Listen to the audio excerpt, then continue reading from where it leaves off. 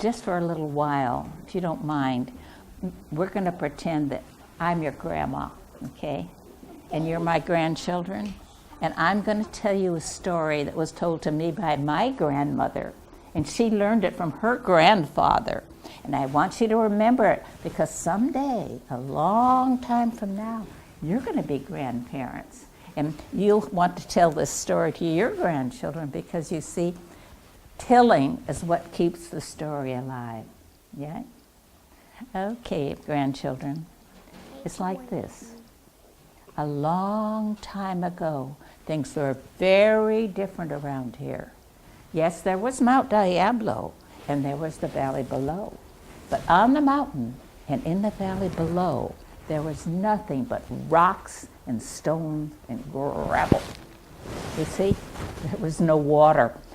And if there's no water, there'd be no plants. And if there were no plants, there'd be no animals. And if there were no animals, there'd be no people. And it was very, very boring. But then one day, out of the blue, a white spot came flying. You would have thought it was a cloud, but it couldn't be a cloud because there was no water.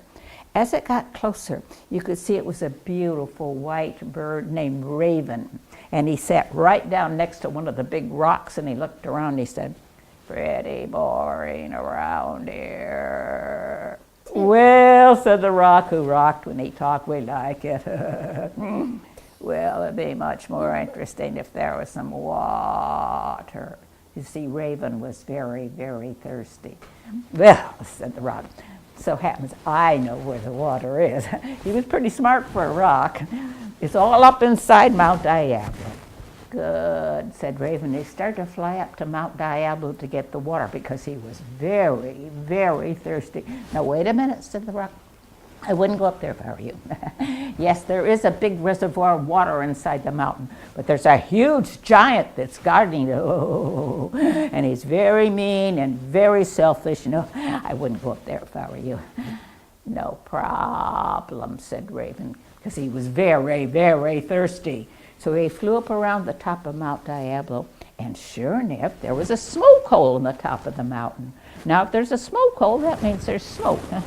And if there's smoke, that means there's a fire. And if there's fire, that means there's a human. And if there's human, that means there's water. And he was very, very thirsty.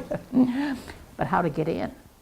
It flew around to the other side of the mountain, and sure enough, there was a big wooden door on the side of the mountain.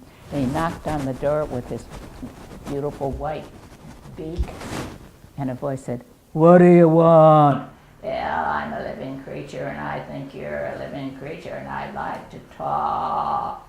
"Well, I don't like to talk, but if you want to, come on in." And the big wooden door opened up, and Raven walked in, and the door slammed behind him, and it was bolted up at the top.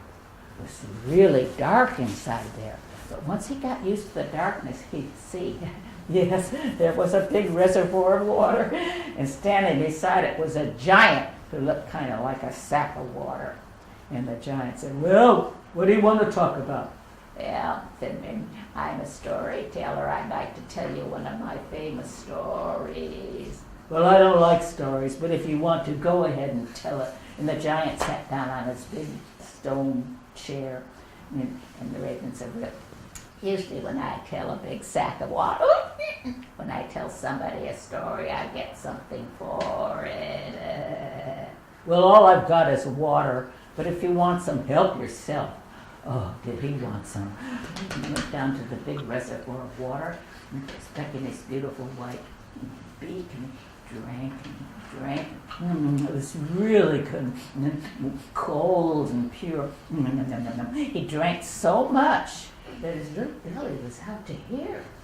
And when he walked, he went kersplish, kersplish. Can you do that? Kersplish, sound effects. Come on, kersplish, kersplish, kersplish, kersplish, kersplish. "Okay," said the giant. "Go ahead, tell the story." The Raven started the story. Once upon a time, it was a very boring story, and the giant fell asleep.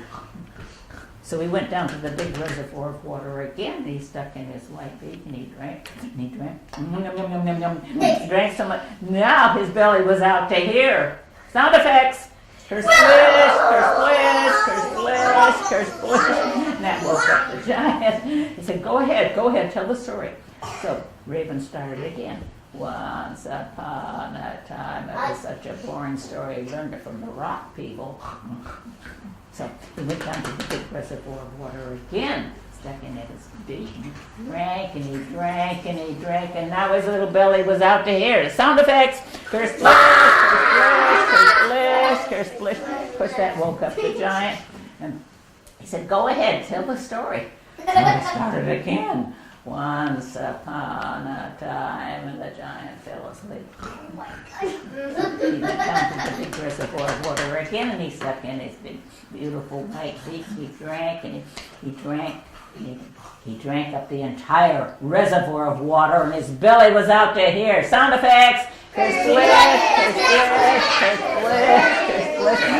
And the giant woke up, and he saw what had happened to his water. Was he angry?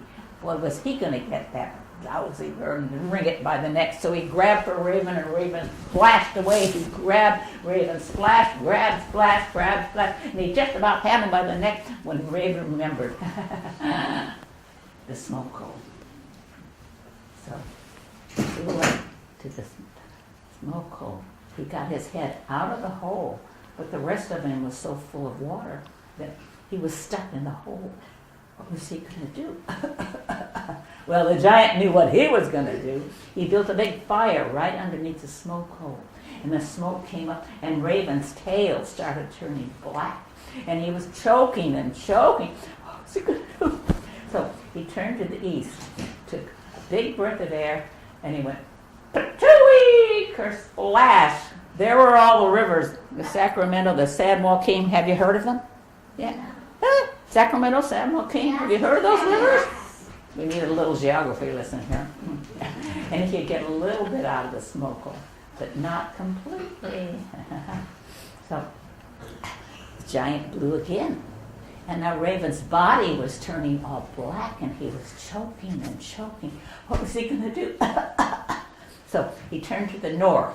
He took a big breath of air, and he went, patooey, kersplash. There were all the lakes, Lake Tahoe, Lake Berryessa, Clear Lake. Have you heard of them? Yeah, and he'd get a little bit out of the smoke hole, but not completely. So the giant blew again, and the smoke came up. Now Raven's head was turning black. Even his bill was turning black, and he was choking and choking. What was he going to do? So he turned to the west and took a big breath of air, and he went, patooey, kersplash. There was the San Francisco Bay, and he'd get out of the smoke hole. Now to this day, Raven and all of his descendants are black from the tip of their bill to the tip of their tail. And sometimes they fly around the top of Mount Diablo. And the giant is still living in there, drinking a little dribble of water. And when he hears Raven go, he gets so mad remembering what happened to his water that he has a temper tantrum. And he stomps around inside the mountain just like a 2-year-old. And that's when we have earthquakes, right? Yeah, you believe it, don't you? Yes, I definitely Oh. Well, I was telling the story. Was Foxy behaving himself? I think he fell asleep. Yeah, he was behaving. Oh, Foxy, was it a boring story? Well, I'll tell you what. Foxy is very vain. Oh, I'm beautiful. I'm so handsome. Yes, I know. He wants me to tell the story about him. And so, okay, Foxy, I'll tell your story. It's kind of a song, and you guys can help me because at the end of each verse, it repeats. And you can do that with me, can't you? Yeah. The sound effects? Okay. Can I hold them? Oh, the fox went out on a chilly night, and he prayed to the moon to give him light. For he'd many miles to go that night before he reached the town. Oh, town, oh, town, oh. Repeat. For he'd many miles to go that night before he reached the town. Oh. He ran till he came to the farmer's pen, where the ducks and the geese are kept penned in.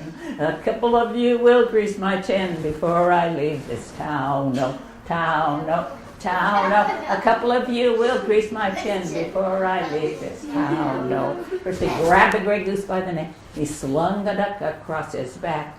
He didn't mind the quack, quack, quack, for the legs all dangling down. No, down, no, down, no. He didn't mind the quack, quack, quack, for the legs all dangling down. No. Old Mother Giggle Gaggle jumped out of bed. Out of the window she popped her head, crying, John, John, the gray goose is gone, and the fox is on the town. No, town, no, town, no. John, John, the gray goose is gone, and the fox is on the town. No. Johnny ran to the top of the hill, blew his horn both loud and shrill. Hoo, hoo, hoo, hoo. The fox's head better go with my kill, or they'll soon be on my tail. Oh, tail, oh, tail. Oh. Fox's head better go with my kill, or they'll soon be on my tail. Oh. So he ran till he came to his nice warm den. Oh, and there were his little ones, 8, 9, 10. They said, Daddy better go back again, because it must be a mighty fine town. No, town, no, town, no. Daddy better go back again, because it must be a mighty fine town. No. So the fox and his wife, without any strife, cut up the goose with their fork and knife. And they never had such a meal in their life, and the little ones chewed on the bones. Oh, bones, oh, bones, oh. And they never had such a meal in their life, and the little ones chewed on the bones. Oh, yay for Foxy. Everybody give Foxy a hand.